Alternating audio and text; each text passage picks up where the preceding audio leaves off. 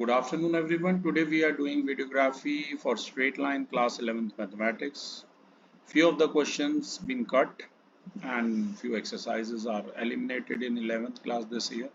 So we are starting with this chapter straight line. It is not anything new. You have already know about coordinate geometry of class 9th and 10th. This is a two-dimensional geometry. You know how to locate a particular point. Okay. ये सब आपको पता ही है. Class 9 में ही आपने distance formula पढ़ा था. डिस्टेंस बिटवीन टू पॉइंट्स, अगर पी और क्यू दो पॉइंट्स हैं जिनके कोऑर्डिनेट हैं x1 y1 और x2 y2, तो उनके बीच का डिस्टेंस होगा root of x2 minus x1 का whole square plus y2 minus y1 का होल स्क्वायर और उसका स्क्वायर रूट. सेक्शन फॉर्मूला भी आपको पता ही है, साथ साथ क्वेश्चन आएंगे तो मैं बताता रहूंगा. Right. Mid point formula already you are aware कि अगर मिड पॉइंट दिया होता है किसी भी लाइन सेगमेंट का तो मिड पॉइंट फॉर्मूला ये होता है थर्ड वाला, x equal to x1 plus x2 whole divided by 2 और y equal to y1 plus y2 whole divide 2. ये एरिया का फॉर्मूला आपका कट गई थी एक्सरसाइज, तो ये हम नया बताएंगे आपको, ट्रिक के साथ बताऊंगा. ठीक है, कैसे करना है. ठीक है, बस ध्यान रखना एरिया जो है पॉजिटिव होता है. अब मेन जो नई चीजें हमें सीखनी है वो है स्लोप. स्लोप को स्मॉल m से डिनोट करते हैं. अगर थीटा, मान लीजिए कोई लाइन है स्मॉल l जो x एक्सिस के साथ थीटा एंगल बना रही है, तो ये रिमेनिंग हो जाएगा 180 माइनस थीटा. ठीक है, तो m हो जाएगा tan थीटा, स्लोप हो जाएगा tan थीटा. राइट, ये आपको ध्यान में रखना है. अगर पहला फॉर्मूला स्लोप का tan थीटा, अगर आपको 9th क्लास की इक्वेशंस ऑफ मोशन याद है डेरिवेशन के समय, तो उस समय भी हम ऐसे स्लोप निकालते थे और तब हम सीधा आपको बोल देते कि मग अप कर लो, m is equal to tan theta होता है, पर ये इस तरीके से होता है tan थीटा. राइट. अगला है कोई लाइन है, यहाँ पर दो पॉइंट्स हैं p और q. p के कोऑर्डिनेट है x1 y1, q के कोऑर्डिनेट है x2 y2. लाइन वही थीटा एंगल बना रही है x एक्सिस के साथ, और ये pm और or जो है आपस में पैरेलल है, और अगर ये पैरेलल हैं तो ये दोनों एंगल थीटा हो जाएंगे, बराबर हो जाएंगे. ठीक है. अब इसमें कुछ केसेस हैं जब थीटा मतलब tan थीटा निकालना है, स्लोप निकालना है और दो पॉइंट गिवन है, तो आपको फॉर्मूला लगाना है y2 minus y1 over x2 minus x1. ठीक है. ठीक है. ऐसे ही एक और केस है जब 180 माइनस थीटा, तो भी फॉर्मूला, मतलब मोटी सी बात ये है कि अगर दो पॉइंट आपको गिवन है, p के कोऑर्डिनेट है x1 y1, q के हैं x2 y2, तो स्लोप का फॉर्मूला हो जाएगा m is equal to y2 minus y1 over x2 minus x1. इसके बाद बात करेंगे condition for parallelism and perpendicularity. ये दो लाइन है L1 और L2 जो हमारी पैरेलल है, एंगल है अल्फा और बीटा. राइट. तो जो दो पैरेलल लाइन होती है उनके स्लोप बराबर होते हैं, ये आप याद रखना. ठीक है, पहली बात. दूसरी बात कि लाइन अगर परपेंडिकुलर है, दो लाइन है L1 L2, अगर ये परपेंडिकुलर है तो स्लोप का जो प्रोडक्ट है वो -1 होता है. ये भी आप ध्यान रखना, m1 इंटू m2 जो होता है वो -1 होता है. ठीक है. सॉल्व तो आप खुद कर लेना, अनसॉल्व मैं कराऊंगा. ओके. यहाँ एक और केस है कि कभी भी दो लाइन के बीच में एंगल निकालना है, जैसे कि देखिए L1 L2 दो लाइन है और यहाँ अल्फा 1 और अल्फा 2 एंगल बना रही है एक्स एक्सिस के साथ, ये दोनों लाइन, और दोनों लाइन के बीच में एंगल है थीटा और ये ऑब्ट्यूसिस का फाई है. तो याद रखना tan थीटा हो जाएगा tan bracket alpha 2 minus alpha 1, और tan of a minus B का ट्रिगोनोमेट्री का formula tan a minus tan b over 1 plus tan a tan b होता है, वो भी आपको पता ही है. या आप याद रखना कि भाई tan phi is minus tan theta है, tan 180 माइनस थीटा यही आएगा, तो वो फर्दर इक्वल हो जाएगा माइनस ब्रैकेट में m2 minus m1 upon 1 plus m1 m2. Denominator zero नहीं होना चाहिए. ठीक है. ये चीज़ें अगर नहीं भी अभी समझ आ रही तो कोई इशू नहीं है, ये जस्ट फॉर्मूलेज हैं, अभी आप क्वेश्चन करेंगे तो अपने आप ही ये चीज़ समझते जाएंगे. ठीक है. तो बगैर टाइम वेस्ट करते हुए इसमें और भी फॉर्मूले हैं कि जब नेगेटिव होता है तो tan थीटा हो जाता है modulus of m2 minus m1 over 1 plus m1 m2. Solve example आप खुद ट्राई करते रहना. ठीक है, बगैर टाइम वेस्ट करते हुए हम सीधा एक्सरसाइज पे मूव कर रहे हैं. तो to start with we have exercise 9.1, नई बुक के हिसाब से है, तो पीयूष में चाहूंगा आप क्वेश्चन नंबर 1 पढ़ें 9.1 का. Okay, sir. Draw a quadrilateral in the Cartesian plane whose vertices are -4, 5, 0, 7, 5 comma minus 5 minus 4 comma minus 2. Also find its area. सबसे पहले मैं फिगर बना के आपको समझाता हूँ, राइट। ये एक्सरसाइज हमारी क्या है, 9 पर मैं ओल्ड बुक के हिसाब से नंबर दे रहा हूँ क्योंकि हमारे कुछ सारे ही नंबर लगभग ओल्ड बुक के हिसाब से हैं, राइट। राइट। जब टाइम मिलेगा तब हम ये चीज़ भी अपडेट करेंगे। एनीवेज, किन्हीं चार साइड को जैसे मर्जी भी ज्वाइन कर दो आप, तो वो क्वाड्रिलेटरल होता है, ठीक है ना। क्वाड्रिलेटरल में ये नहीं है, ठीक है, ये थोड़ा सा ट्रेपेजियम लग रहा है पर इसे क्वाड्रिलेटरल ही समझो। कोऑर्डिनेट ए के दिए हैं -4,5, बी के दिए हैं 0,7, सी के दिए हैं 5,-5 और डी के दिए हैं -4,-2। ये पॉइंट दे रखे हैं। अब हमें इसका एरिया निकालना है, ठीक है। तो यहाँ पर क्या किया है मैंने, किसी एक डायगोनल को, आपकी मर्जी, आप चाहे तो BD, आप चाहे तो AC को ज्वाइन कर सकते हो। मैं फिलहाल BD को ज्वाइन कर दिया, राइट। तो देखो, मैं इससे स्टार्ट करूँ इससे पहले एरिया ऑफ ट्रायंगल का मैं एक फॉर्मूला बताना चाहता हूँ। ये ऐसे है ना, वर्टिसेस को, मतलब ट्रायंगल, किन्हीं ट्रायंगल के वर्टिसेस हैं ये 1 2 3 ऐसे लिख लो और ये ऐसे एंटी क्लॉकवाइज घूमेगा। कई बच्चों ने 10th में पढ़ा है, आप लोगों की एक्सरसाइज ओमिट हो गई थी 10th में, तो शायद ही आपने पढ़ा होगा, ठीक है। ये ट्रायंगल के 3 वर्टिसेस हैं। वैसे मान लीजिए ये कोई ट्रायंगल है, ठीक है ना, ये लेट कर लो बस। ट्रायंगल के 3 वर्टिसेस हैं। ट्रायंगल के जो वर्टिसेस हैं ABC हैं और उनके कोऑर्डिनेट हैं x1 y1, x2 y2 और x3 y3, ठीक है। तो ये जो ट्रायंगल का जो एरिया होगा वो हो जाएगा half modulus of x1 bracket y2 minus y3 plus x2 bracket y3 minus y1 plus x3 bracket y1 minus y2। अब पीयूष ये याद कैसे करना, देख, जब x1 लिख रहा है ये एंटी क्लॉकवाइज है, ध्यान दो।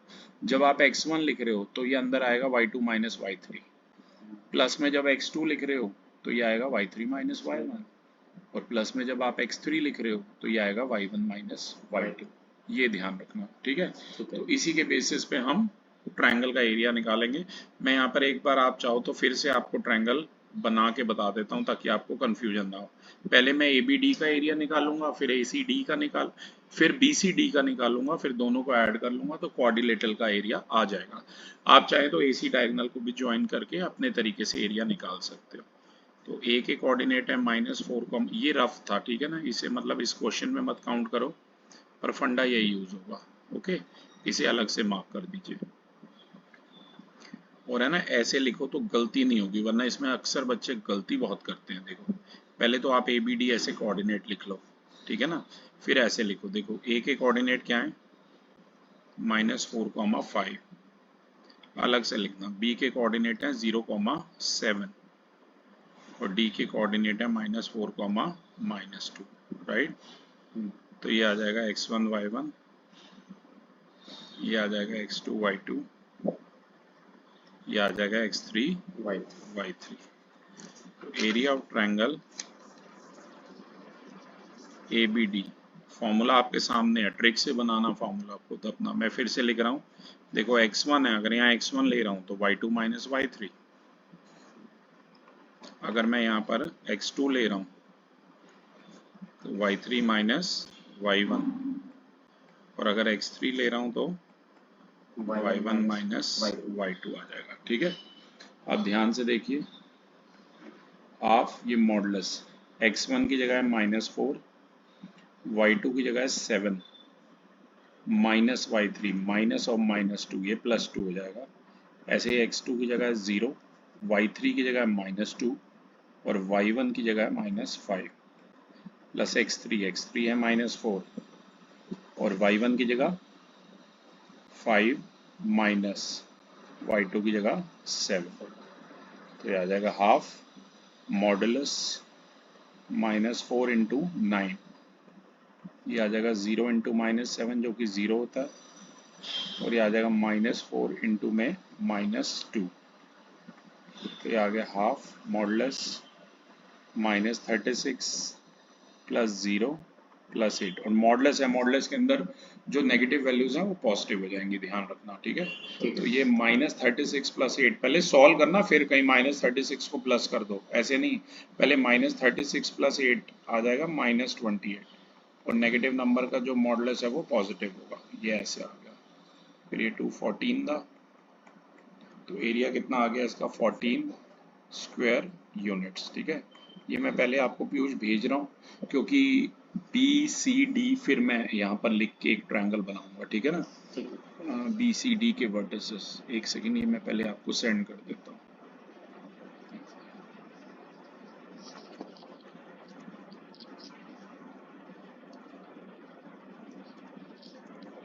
ये मैंने आपको सेंड कर दिया, अब मैं ये बोर्ड रब कर रहा हूँ।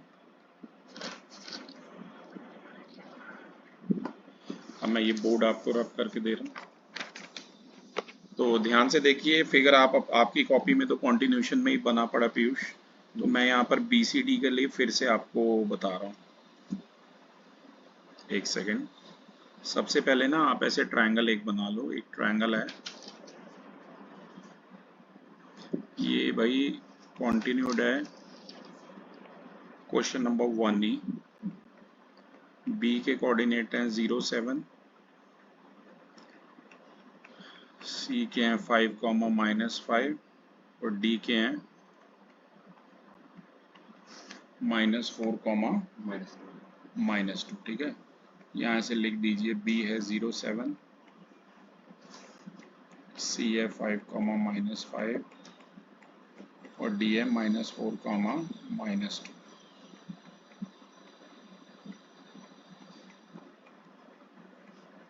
ये आ गया x1 y1 x2 y2, ठीक है।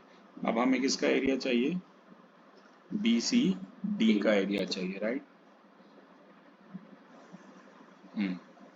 और वैसे तो ये वाला कोऑर्डिनेटर भी आपको ग्राफ पे प्लॉट करना चाहिए, पर ऐसे भी चलेगा, ठीक है। अब देखो मेरी ट्रिक देखो, अच्छे से समझो ट्रिक को। ऐसे 1 2 3 ट्रायंगल के वर्टिसेस हैं और ये एंटी क्लॉकवाइज चलेगा, ठीक है। ठीक है। इसका एरिया होगा हाफ मॉडुलस ऑफ, देखो अगर x1 लिख रहे हो तो y2 माइनस y3 है, प्लस अगर x2 लिख रहे हो तो y3 माइनस y1 है, और अगर x3 लिख रहे हो तो y1 माइनस y2 है।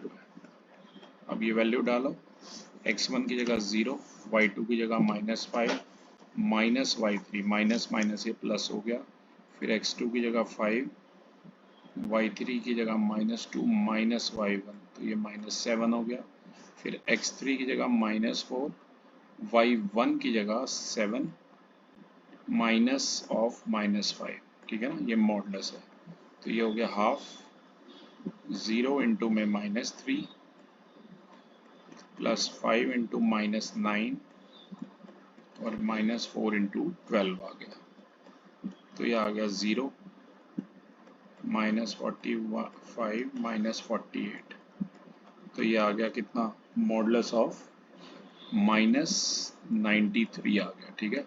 और मॉडुलस के अंदर नेगेटिव भी आपको पता है पॉजिटिव हो जाता है, तो ये आ गया 93/2 स्क्वायर यूनिट्स, ठीक है। अब आपको याद हो तो हमें एक क्वाड्रिलेटरल का एरिया निकालना था, क्वाड्रिलेटरल का नाम था हमारा ABCD, जो कि दो ट्रायंगल से मिलके बना था। पहला ट्रायंगल था ABD और दूसरा ट्रायंगल था BCD।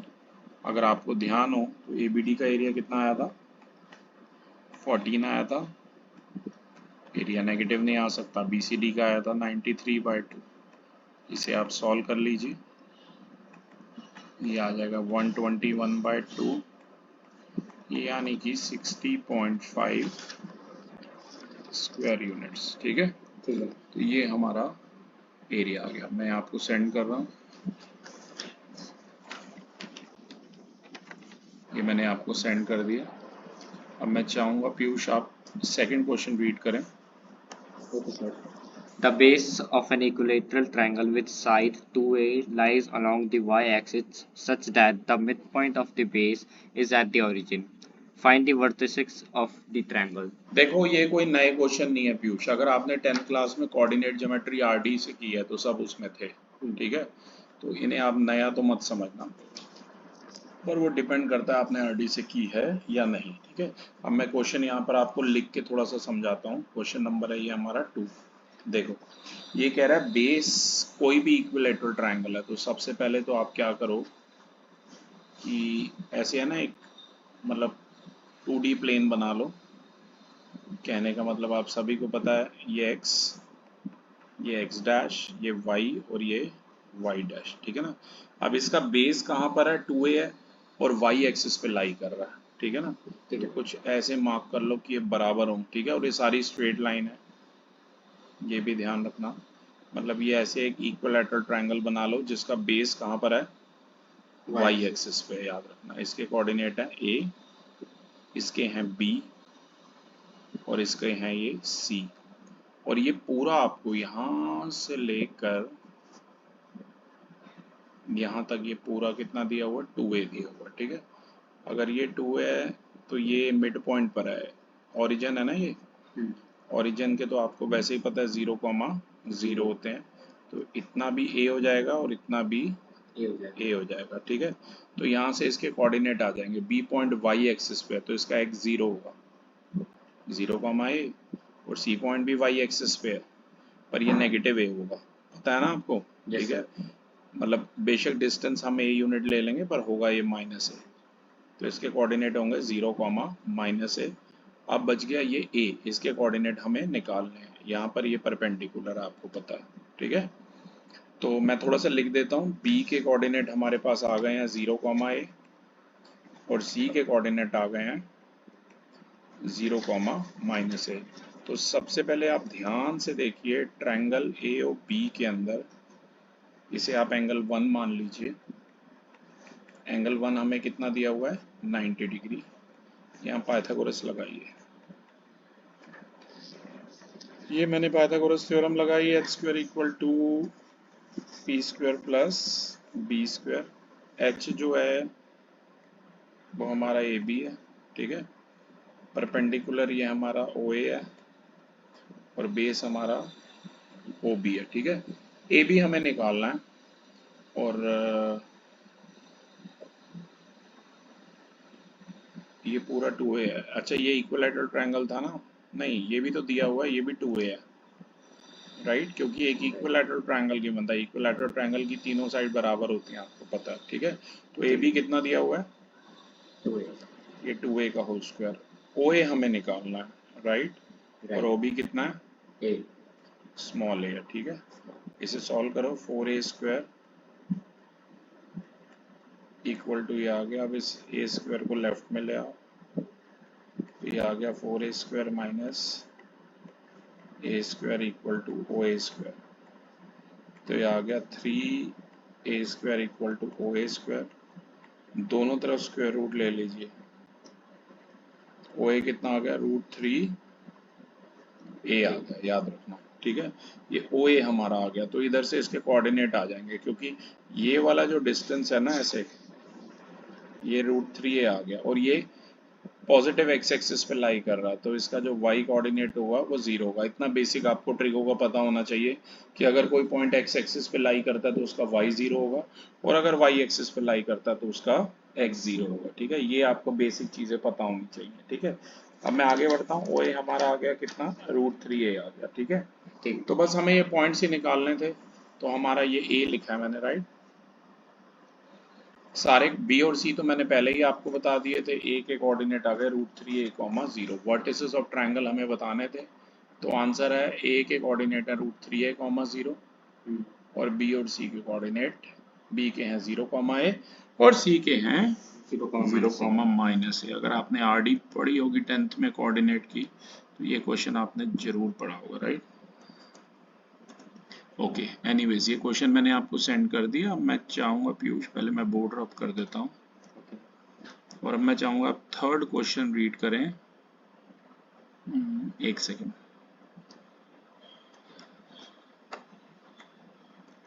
ये रहा थर्ड क्वेश्चन आपकी स्क्रीन पर। यस पीयूष। Okay.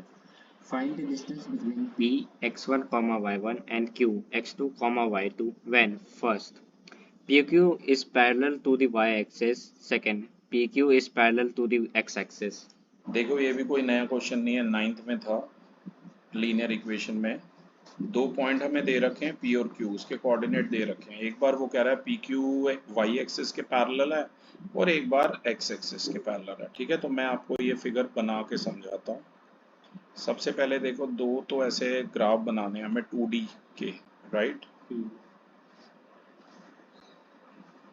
पहले मैं ये एक बार ग्राफ बना लूं फिर मैं समझाता हूँ। ठीक है, ये फर्स्ट वाला है और ये ऐसे सेकंड वाला है।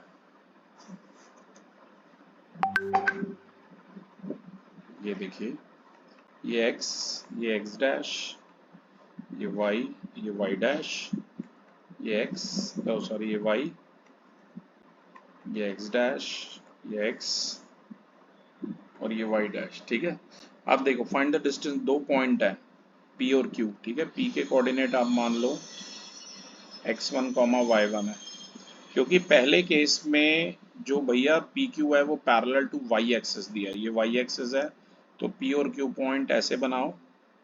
एक फर्स्ट क्वाड्रेंट में बनाया मैंने, एक फोर्थ में, क्योंकि ये जो PQ लाइन सेगमेंट है ये पैरेलल लगे। किसके पैरेलल लगे Piyush? Y axis. y axis के पैरेलल लगे। ठीक है, तो पहले तो फिगर ऐसे बनाओ। ठीक है, थोड़ा सा इसमें लिखना पड़ेगा फर्स्ट पार्ट के लिए। When PQ is parallel to y axis है, then every point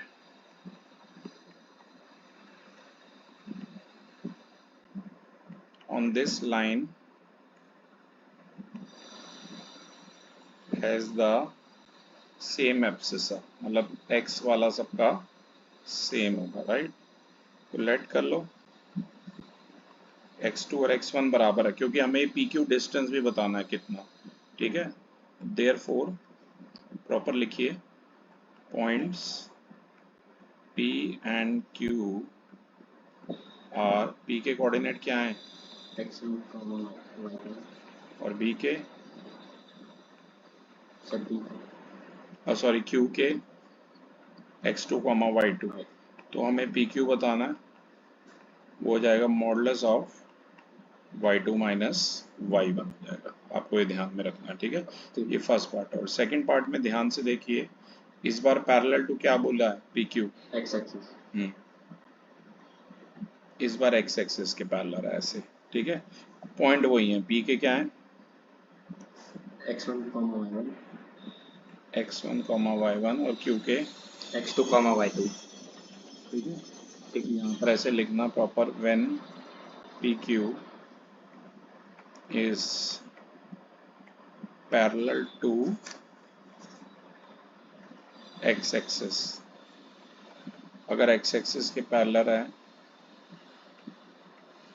then every point on the line has the same ordinate। हर जो पॉइंट होगा लाइन पे उनका ऑर्डिनेट सेम होगा। ठीक है, तो लेट कर लीजिए y2 और y1 बराबर है हमारे, therefore coordinates of points P and Q। P और Q के कोऑर्डिनेट बताइए क्या है? P के हैं x1, y1 और Q के हैं x2, y2।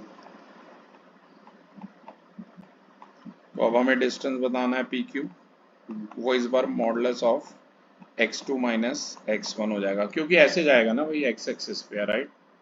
x2 minus x1 हो जाएगा, ये ध्यान रखना। ठीक है, ठीक है, तो ये था क्लास हमारा क्वेश्चन नंबर 2, पीयूष 3 सॉरी।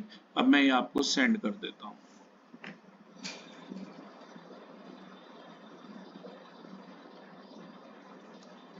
तो पीयूष ये मैंने आपको सेंड कर दिया और अब मैं चाहूंगा आप क्वेश्चन नंबर 4 पढ़ें। Okay sir. Find the point on the x-axis which is equidistant from the points 7, 6 and 3, 4. कोई भी पॉइंट है x एक्सिस पे है और इक्विडिस्टेंट पर है। ठीक है, और इस x की वैल्यू हमें बतानी है। ये तो अगर आपको ध्यान हो तो आपका 10th क्लास का NCERT का क्वेश्चन है। ठीक है, Yes sir. क्वेश्चन नंबर है ये 4। देखो कोई भी पॉइंट अगर एक्स एक्सिस पे लाई कर रहा है तो उसका वाई क्या होगा, 0. जीरो होगा, ठीक है।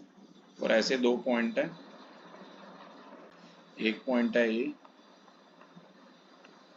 और एक पॉइंट है बी, उससे ये इक्वी डिस्टेंट मतलब इक्वल डिस्टेंस पर है। और पी ए हमें क्या दिया हुआ है, इक्वल टू पी भी दिया हुआ है। तो दोनों तरफ सबसे पहले तो आप स्क्वेयरिंग कर लेना, ठीक है।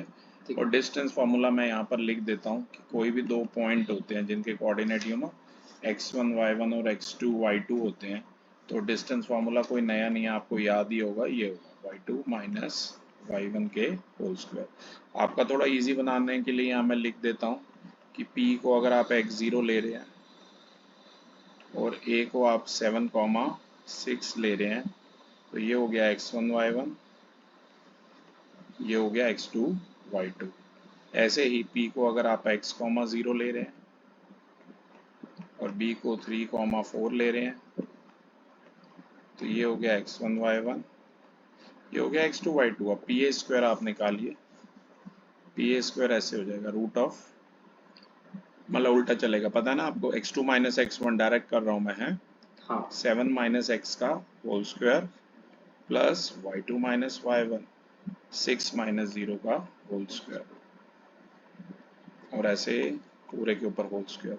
फिर आएगा x2 माइनस x1 का होल स्क्वायर मतलब 3 माइनस x का होल स्क्वायर प्लस 4 माइनस 0 का होल स्क्वायर। ये देखो, ये स्क्वायर से स्क्वायर रूट कट कर दो, यहाँ ये स्क्वायर से स्क्वायर रूट कट कर दो, we are left with 7 minus x का होल स्क्वायर प्लस 6 का होल स्क्वायर इक्वल टू में 3 माइनस एक्स का होल स्क्वायर प्लस 4 का होल स्क्वायर। अब बेटा ये a माइनस बी का होल स्क्वायर है, मैथ्स लिया 11 में, इतना तो आपको पता ही होगा, A square plus B square minus 2ab plus 6 का स्क्वायर है 36। ऐसे यहाँ भी ए square plus B square minus 2ab, 4 का स्क्वायर है 16, ये बन गया 49 plus X square minus 14x plus 36 equal to 9 plus X square minus 6x plus 16। Same sign हो तो आपको पता ही है एक्स स्क्वायर से एक्स स्क्वायर कट जाएगा। लेफ्ट में बच गया 49 और 36, यानी 40, 30, 70, 79, 85, ये बच गया, यहाँ करना है इसके बाद पीयूष, ये बच गया 85 minus 14x equal to 16 9 25 25 minus 6x। इसे यहाँ ले आओ, इसे यहाँ ले आओ, x वाली टर्म एक तरफ, ये बन गया minus 14x plus 6x equal to 25 minus 85, ये आ गया 60, राइट, माइनस 60, और ये आ गया माइनस 8x, माइनस से माइनस काट दीजिए, x आ गया कितना हमारा 60/8, कुछ गड़बड़ लग रही है, रुको लेट मी चेक, 60/8 सही है, 4 टू द और 4 15, एनसीईआरटी में कुछ और था इस टाइप के क्वेश्चन का आंसर, मतलब 10th क्लास में, ठीक है। ठीक तो हमें p के एनीवेज कोऑर्डिनेट निकालने थे, वो आ गए 15/2, 0। आप चाहें तो उन्हें 7.5, 0 भी लिख सकते हैं, ठीक है। तो p जो पॉइंट है इक्वी डिस्टेंट होगा a और b से। अब मैं आपको पीयूष सेंड कर देता हूँ। ठीक है सर।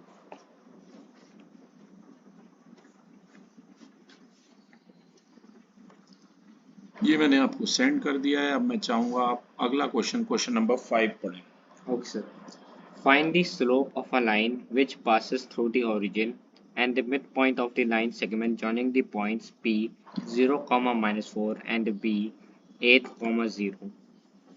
देखो होता क्या है, ऐसे क्वेश्चन में ना, तभी मैं 10th में भी आपको इतने फिगर बनवाता हूँ, क्योंकि फिगर बनाने से ना थोड़ा इजीली समझ आ जाता है, ठीक है। ठीक है। जैसे कि क्वेश्चन नंबर 5 है, स्लोप बताना है हमें लाइन का जो पास कर रही है ओरिजिन में से। पहले तो एक वैसे ही 2D बना लो अपना, ये है x, x डैश, ये y, ये y डैश, ठीक है ना। अब पास कर रही है, मतलब देखो कोई भी लाइन है ऐसे पास कर रही है, दो पॉइंट्स में से पास कर रही है। एक जो पॉइंट है 0, -4 है, तो वो यहाँ लाई करेगा y एक्सिस पे, राइट। इस पॉइंट के इसे a मान लो, इसके कोऑर्डिनेट है 0, -4। और एक बी में से पास कर रही है, इसे यहाँ मान लो, इसके कोऑर्डिनेट है 8,0 और ये ओरिजिन है, आपको पता ही है ओरिजिन के कोऑर्डिनेट होते हैं 0,0। अब इनके मिड पॉइंट से, मतलब इनका मिड पॉइंट आप मान लो एम में, ये वाली लाइन पास कर रही है। मैं फिर से पढ़ देता हूँ। Find the slope of the line which passes through the origin, origin से भी पास कर रही है और ये ए और बी के मिड पॉइंट से भी ऐसे पास कर रही है। ठीक है, तो थोड़ा सा फॉर्मूले लिख के समझाता हूँ पहले। M is the mid point of line segment A B. ठीक है, ए के कोऑर्डिनेट हैं 0,-4 और बी के हैं 8,0। इसे आप मानो x1 y1, इसे मानो x2 y2। ठीक है, तो हमें m के कोऑर्डिनेट निकालने हैं। आपको पता है m is the mid point, तो m के कोऑर्डिनेट ये हो जाएंगे x1 + x2/2 और y1 + y2/2। मतलब m के जो कोऑर्डिनेट है शुरू में मैंने x, y माने और ये x, y ऐसे इन्हें सॉल्व करके आ जाएगा। राइट, x1 है 0, x2 है 8 whole divide by 2, y1 is -4, y2 is 0 whole divide by 2। ठीक है, 8/2 आ गया 4 और -4/2 आ जाएगा -2। तो m के कोऑर्डिनेट आ गए बेटा 4, -2। ठीक है, और ओरिजिन के हमारे पास है 0,0। इससे फर्क नहीं पड़ता आप किसको x1 y1 दे रहे हैं पीयूष, या किसको x2 y2 दे रहे हैं। अगर आपको ध्यान हो, ऐसे मैंने स्लोप निकालने, ये इसका मतलब है स्लोप, स्लोप भी होगा। ये एक फॉर्मूला बताया था अभी आपको मैंने, जो कि था y2 - y1 over x2 - x1। y2 है 0 - y1 मतलब 0 + 2 हो गया और ये 0 - 4 हो गया। ठीक है, तो ये आ जाएगा 0 + 2 अपॉन में -4, तो ये आ गया 2 अपॉन -4 यानी कि 1 अपॉन -2 यानी कि -1/2। ठीक है, तो इसका स्लोप उन्होंने हमसे पूछा था, हमारा आ गया -1/2। अब मैं ये आपको सेंड कर रहा हूँ।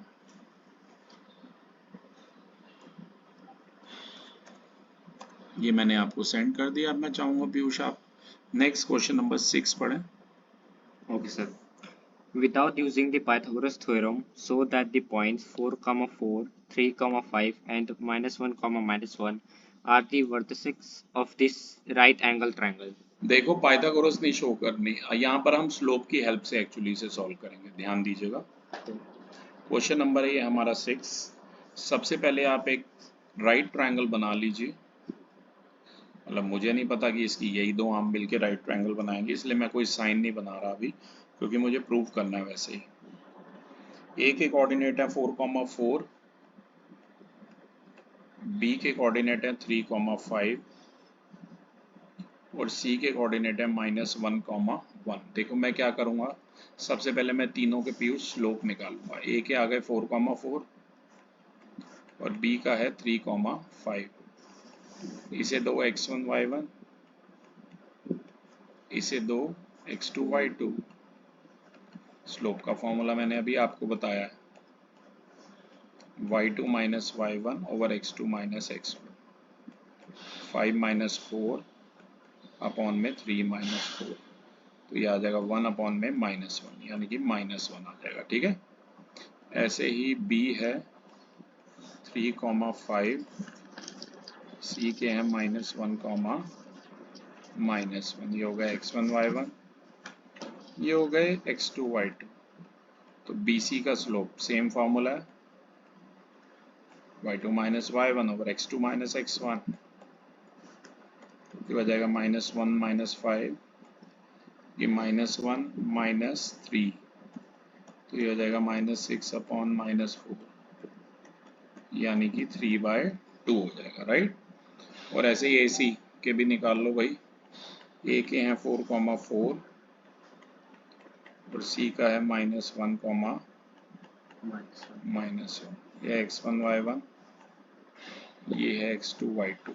ठीक है, फॉर्मूला ऊपर लिखा ही है y2 - y1 यानी कि -1 - 4 अपॉन x2 - x1, तो ये कितना आ गया -5 अपॉन -5, काट दो +1। ठीक है, अब इसके बाद लास्ट में रिजल्ट देखो पीयूष ध्यान से, मुझे कंडीशन ऑफ नॉर्मेलिटी मतलब परपेंडिकुलरिटी मैंने आपको बताई थी, अगर आपको याद हो कंडीशन की दो कोई लाइन परपेंडिकुलर है, कंडीशन ऑफ परपेंडिकुलैरिटी ये कहती है कि दो लाइन का जो स्लोप है उनका प्रोडक्ट -1 है। और यहाँ आप एक काम करो, MAB और MAC का प्रोडक्ट निकालो, जो कि हो जाएगा -1 ही हो गया। तो इसका मतलब क्या हो गया, AB और AC आपस में परपेंडिकुलर है, यानी कि A पे राइट एंगल है, राइट। ठीक है, तो यहाँ लिख लेना therefore AB is perpendicular on, या ऐसे लिख लो CA is perpendicular on AB, और triangle ABC is right angle triangle, और एंगल A जो है ना उसका वो 90 डिग्री है, राइट। हम मैं आपको सेंड कर देता हूँ पीयूष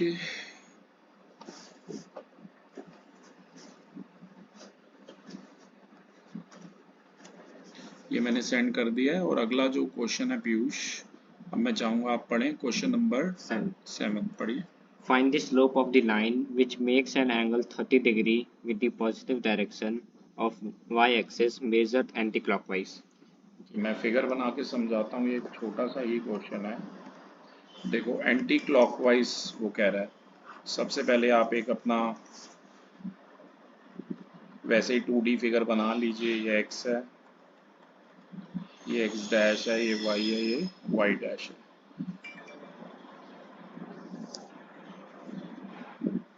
ये ऐसे P, ये O। एंटी क्लॉकवाइज ये एंगल दिया 30 और ये आपको पता है 90 होता है, राइट। यानी कि थोड़ा सा लिखना पड़ेगा आपको, लाइन है OP, जैसा कि क्वेश्चन में बोला था, line OP makes an angle of 30 degree with the y axis, ठीक है, measured anti clockwise. therefore OP makes an angle of, कितना एंगल बनाएगी, 90 + 30 120 डिग्री। ये थीटा हो गया एक तरीके से ना, ये पूरा 120 डिग्री हमारा थीटा हो गया। स्लोप आपको पता पीयूष tan थीटा होता है, यानी कि ये हो गया tan 120 डिग्री। 120 को आप लिखिए 90 इंटू 1 + 30 डिग्री। 1 है तो ये ऑड है, ऑड है तो ये कॉट आ जाएगा। और tan 90 + थीटा सेकेंड क्वाड्रेंट में फॉल करेगा after school to college. Sine 1 negative होगा, ठीक है, साइन पॉजिटिव होगा, tan 1 नेगेटिव होगा। tan 30 1/√3, cot 30 होता है √3, तो आंसर आ जाएगा -√3। कर लीजिए, देखते हैं एक आध और हो पाता है तो, राइट। ओके, अब ये था क्वेश्चन नंबर 7। अब मैं चाहूंगा आप क्वेश्चन नंबर 8 पढ़ें Piyush. Without using distance formula, show that points -2, -1, 4, 0, 3, 3 and -3, 2 are the vertices of the parallelogram. हमें ये शो करना है, ये वर्टिसेस पैरेललोग्राम के, और पैरेललोग्राम के होंगे ना तो अपोजिट लाइन पैरेलल होनी चाहिए, मतलब उनका स्लोप बराबर होना चाहिए, राइट।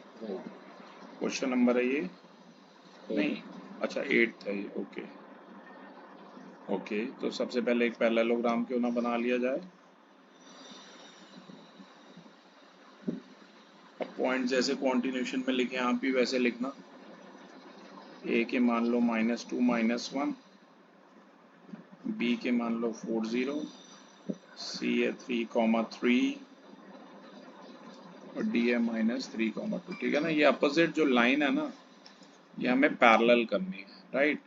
पहले तो देखो मैं स्लोप निकालूंगा चारों के। ए है -2 -1, बी है 4 0, इसके कोऑर्डिनेट है x1 y1, ये है x2 y2। स्लोप का फॉर्मूला कोई नया नहीं है पीयूष, आपको पता होना चाहिए। y2 - y1 by x2 minus x1. Over x2 minus x1, तो ये हो जाएगा 0 प्लस 1 अपॉन 4 माइनस ऑफ -2, मतलब 0 प्लस 1 अपॉन 4 प्लस 2 मतलब 1 अपॉन 6 हो जाएगा। ऐसे भाई बी सी का निकालिए, बी है 4,0, सी है 3,3, तो बी सी का जो स्लोप है वो होगा y2 minus y1 over x2 minus x1, मतलब 3 माइनस 0 अपॉन, बोलो Upon 3 minus 4. पीयूष ये लास्ट क्वेश्चन है हमारा, ओके, बाकी वीडियो हम नेक्स्ट क्लास में बनाएंगे। तो BC का जी स्लोप आ गया -3। अब ऐसे ही भाई कौन सा रह गया, CD, C के हैं 3,3, D के हैं -3,2, ये लिखो x1 y1, ये लिखो x2 y2, slope of CD, formula लिखा ही पड़ा बेटा, डायरेक्ट लगा रहा हूँ, y2 माइनस y1 यानी कि 2 minus 3 over x2 minus x1 -3, तो ये हो गया -1 अपॉन -6 मतलब +1/6, ओके। और ऐसे ही अगला AD, A के लिख लो -2, -1 और D के लिख लो -3, 2। स्लोप हमें किसका बताना है, AD का।